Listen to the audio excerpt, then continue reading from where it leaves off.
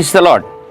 దేవుని బిడ్డలారా, ఉదయకాల సమయంలో వాక్యం వింటున్న వీక్షిస్తున్న మీ అందరికీ ప్రభునామములో హృదయపూర్వక వందనాలను తెలియజేస్తున్నాను. దేవుడిని అనేక సందర్భాల్లో ఇదివరకు నమ్ముతూనే ఉన్నాను. ఇంకా నా జీవితంలో, నా బిడ్డల జీవితంలో, నా పరిచర్యలో, నా వ్యాపారంలో అద్భుతం జరగలేదే అని బాధపడుతున్నావా? ప్రభు మాట్లాడుతున్నాడు, ఈ నమ్మకం ఎప్పుడు కూడా నిన్ను సిగ్గుపరచదు. యోహాను సువార్త 11వ అధ్యాయం 40వ వచనంలో మార్తతో ప్రభు ఒక మాట అంటాడు, నీవు నమ్మిన ఎడల దేవుని మహిమను చూస్తావు. యోహాను 11:40, నువ్వు నమ్మితే దేవుని మహిమను చూస్తావు. మించిపోయింది లేదు. మనుషులందరూ ఒకవేళ చేయి విడిచిపెట్టారా? ఇది ఎప్పటికీ జరగదేమో అనుకుంటున్నావా? ఇల్లు కట్టలేనేమో అనుకుంటున్నావా? అప్పు తీరదేమో అనుకుంటున్నావా?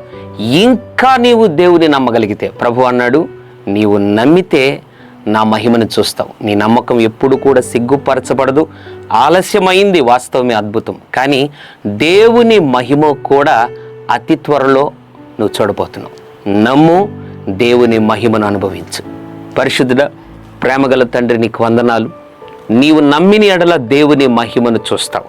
ఉదయకాల సమయంలో ఎంతమంది అయితే ప్రభు నిన్ను నమ్మలేదో వారిని ఒకసారి దర్శించి నిన్ను నమ్మువారుగా చేయండి. ఎంతమంది అయితే నమ్మి నమ్మకం ఉన్నారో వారిని క్షమించండి. ప్రభు మరొకసారి నాయన సంపూర్ణంగా నిన్ను నమ్మువారుగా చేయండి.